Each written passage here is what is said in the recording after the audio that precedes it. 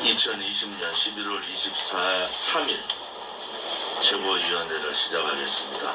오늘은 박근혜 대통령께서 불법 인신감금 되시고 옥중에서 투쟁하신 지 1334일째 되는 날입니다.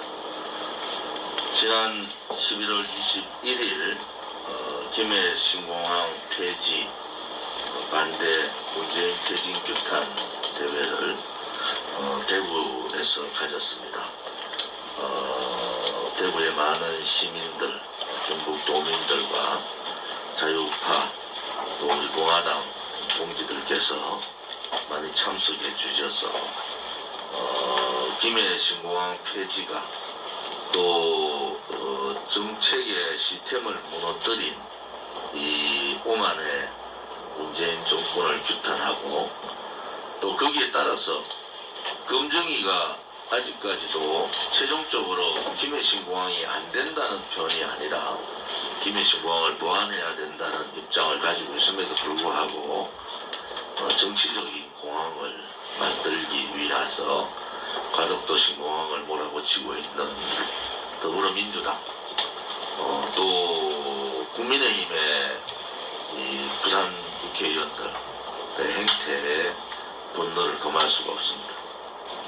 우리 공화당이 김해 신공항 폐지 이 부분을 반대 규탄하는 이유는 정상적인 자유민주주의 국가 또 정책적인 시스템이 결정의 시스템이 무너졌다는 겁니다.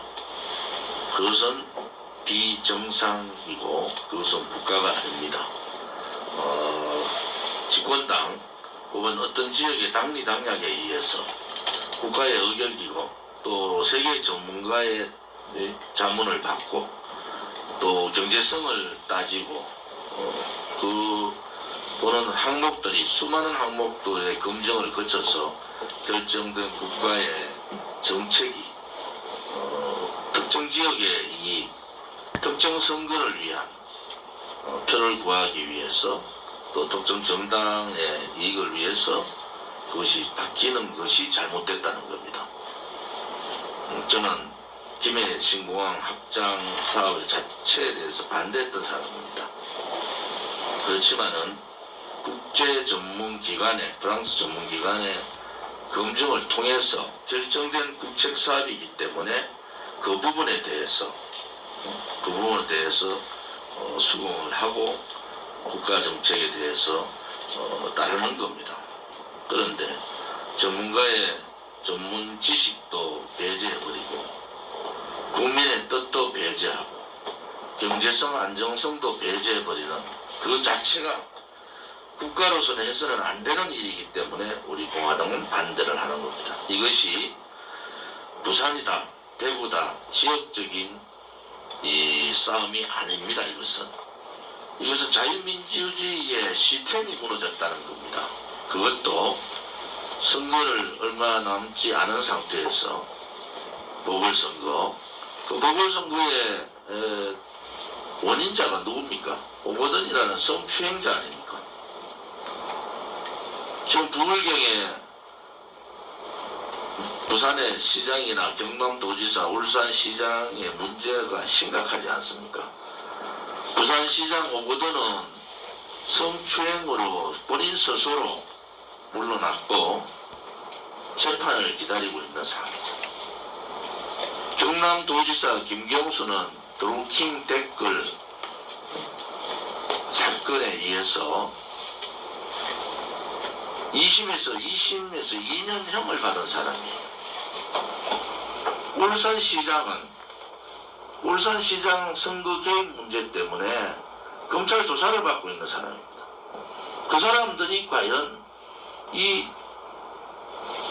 10조가 훨씬 넘는 이 국책사업을 가지고 논할 자격들이 있는가? 난 근본적인 생각을 해보는 겁니다. 좀 더 부연 설명드리면은 문재인 정권이 충남도지사 안희정부터 자살했는 박원순 서울시장, 오거돈 부산시장 이 정도 됐으면은 정권을 내놔야 되잖아요. 문재인 대통령이 책임지고 대통령을 사임하고 사퇴하는 것이 맞지 않습니까? 뻔뻔해도 이렇게 뻔뻔한 좌파들이라도 이렇게 뻔뻔한 좌파들이 어디 있습니까? 그런데도 그 선거조차도 이겨보겠다고 국민을 도대체 무엇으로 보고 이런 짓들을 하는지 국민들께서 판단을 하셔야 됩니다. 특히 부산 시민들께서 우리 공화당이 가덕도 공항이 어떻다 이런 차원이 아닙니다. 이것은 자유민주주의 체제 시스템이 무너졌기 때문에 이렇게 가면은 앞으로 어떤 정권에서 국책사업을 결정할 수가 있겠습니까? 때에 따라서 자기의 이익에 따라서 국책사업을 뒤집어버리는 그러한 일들이 허다합니다. 문재인 정권 들어와서 억도 아니고 천억도 아니고 이제 조 단위도 말이죠. 10조 단위라고 이렇게 갑니다. 원전, 월성 원전 폐지 이거 한 15조 정도 손해될 겁니다. 15조. 앞으로 전기값 안 올리겠다는 거짓말, 그 거짓말로 나옵니다. 현실적으로. 그 다음에 이번에 검증기관에서 검증하고 경제성이 가장 낮다는 김해 신공항 폐지 기본적으로 10조, 약 15조 가까이 들어갈 겁니다. 국회를 이전하겠다. 충청권표를 위해 가지고 또 세종시에다가 국회 이전론을 들고 나와서 그게 2, 3조 들어갑니다. 문재인 정권에서는 돈이 하늘에서 떨어집니까? 국가 채무 비율은 순수 국가 채무만도 해도 800조가 넘었습니다. 그것은 나라를 미래 세대의 희망을 끊는 겁니다. 대한민국은 그런 나라가 아닙니다. 현재 세대가 필요하다고 그런 벨트를 다 해제하고 산들을 다 개발하면 미래는 어떻게 삽니까? 현재 세대가 필요하다고 꼭 지켜야 될 국간의 열쇠를 다 열어버리면 미래 세대는 무엇의 희망을 걸고 살 수가 있습니까? 이제 국민들께서 정말 누가 올바르게 대한민국의 미래를 걱정하는지, 또 누가 현재의 대한민국을 어떤 식으로 가야 되는 방향을 제시하는지를 보시기 바랍니다. 우리 공화당은 한결같이 그 길을 걸어왔고 항상 국민과 함께 하고 있습니다. 오늘은 대한민국이 휴전된 이후에 대한민국 영토에 폭격을 당한 날입니다. 영평도 포격 10년이 되는 날입니다. 영평도 포격으로 돌아가신 하정우 하사와 문광호 일병 또 민간인분들께 조의를 표하고 삼가 그분들의 뜻을 빌리겠습니다. 지금 북한 문제에 대해서 문재인 정권은 거의 종북 정도를 넘어서는 것 같아요. 북한에 종속되기를 간절히 원하는 그러한 집단 같습니다. 이인영이라는 자는 대한민국의 백신이 중국 폐렴 백신이 어떻게 된 줄도 모르면서 북한에다가 백신 제공해야 된다는 허무맹랑한 얘기를 합니다. 백신 얘기가 나왔으니까 크리스마스 전 12월 15일 전으로 백신이 이제는 공급이 됩니다. K방역 그렇게 자랑하던 이 문재인 정권은 백신 수급에 대해서는 한마디도 하지 않고 있습니다. 우리는 검증되지 않은 러시아 백신이나 중국 백신을 원하는 것이 아닙니다. 검증이 끝나고 예방률이 높은 그러한 백신을 원하는 겁니다. 도대체 대한민국 K방역을 자랑하는 대한민국 정부가 언제 어느 수량만큼 백신을 확보하고 언제부터 백신을 도입해서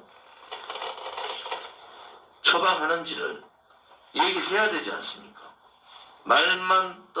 눈만 뜨면은 K방역, P방역 그렇게 자랑하던 문재인은 왜 백신 문제에 대해서는 입을 닫고 있습니까?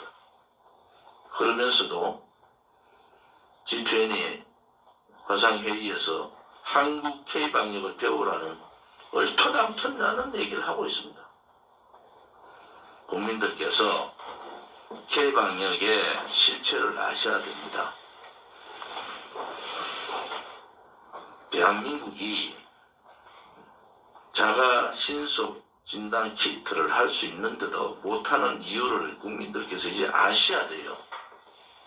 자가 신속 키트를 시작하면은 지금의 10배 이상이 확진자가 속출합니다. K방역은 그런 겁니다. 검사자를 늘리면은 늘릴수록 확진자는 느는 것이 당연합니다. 백신 수급에 대해서 또 백신 공급에 대해서 말하고 있지 않는 문재인 정권의 만행을 우리는 똑똑히 봐야 됩니다. 너무나 무책임하지 않습니까? 국민들을 중국 폐렴에 공포로 몰고 가고 그럼에도 불구하고 백신 문제에 대해서 얘기하지 않는 문재인 정권을 보면서 참 겁도 없는 정권이구나 라는 생각을 합니다. 이번 주 다음 주는 공수처법 개정 요약하면은 이런 겁니다. 공수처장을 야당이 반대하면은 공수처장을 놓을 수 없는 현재의 법을 야당이 반대하더라도 공수처장을 자기 입맛대로 여당 입맛대로 마음대로 놓겠다는 공수처법 개정안을 12월 2일 날 국회를 통과시킨다고 합니다. 국민의힘 국회의원들한테 지난해 연말 공수처법 과정에서 우리 공화당이 38일간 국회에서 천막을 치고 투쟁을 했던 일화를 소개해 드리겠습니다. 그때 저는 38일간 국회 천막 투쟁을 하면서 그 당시 자유한국당 국회의원들한테 제안을 한 것이 바로 108명의 자유한국당 국회의원들이 미래통합당입니까? 그 국회의원들이 국회 안에서 단식을 해야지 공수처법을 막을 수 있다고 그렇게 하소연하고 국회의원 한 사람 한 사람 만나서 108개의 텐트를 치고 국회에서 단식 투쟁을 통해서 국민의 뜻을 모으고 공수처가 악법 중에 악법 국민감찰법이라는 것을 알려야 된다라고 얘기했는데 지금의 국민의힘 그 당시에 미래통합당 국회의원 한 사람도 돌아보지 않았습니다. 결국 이 상황이 온 겁니다. 그때 용기를 가지고 108개 우리 공화당 텐트 하나까지 109개의 단식 텐트를 쳤으면은 1회까지 가지 않습니다. 그때 그들의 비겁함, 그들의 비굴함이 지금의 이 사태를 만든 겁니다. 입이 10개라도 국민의힘의 국회의원들은 할 말이 없을 겁니다. 그렇지만은 공수처법 개정안은 막아야 됩니다. 만약에 법무부 장관 추미애를 보듯이 공수처장을 권력의 입맛에 맞는 사람을 놓으면은 그 공수처장이 공수처 검사들을 어떤 사람들을 놓겠습니까? 이제는 독재 국가가 아니라 모든 것을 감시받고 있는 그러한 파쇼 국가의 전형적인 파쇼 국가로 간다라는 것을 우리는 아셔야 됩니다. 지금 경제 상황이 어렵고 자영업자들이 힘들고 부동산이 이렇게 무너졌을 때 우리 공화당은 결국 서민들이 어려울 거라고 말씀을 드렸습니다.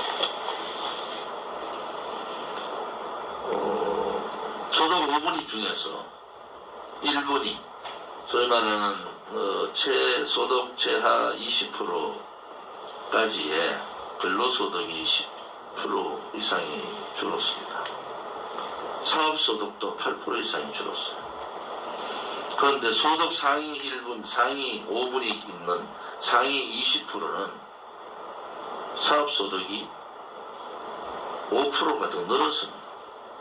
결국은 양극화는 문재인 정권 들어와서 극과 극을 달리고 있다. 희망의 사다리는 무너져 버린 겁니다. 부동산 사다리도 무너졌고 계층의 사다리도 무너졌고 양극화의 벽도 구분을 못하고 있습니다. 우리 공화당은 더욱더 어려워지는 경제 상황에서 서민과 함께하는 그러한 정당으로 거듭날 수 있도록 하겠습니다.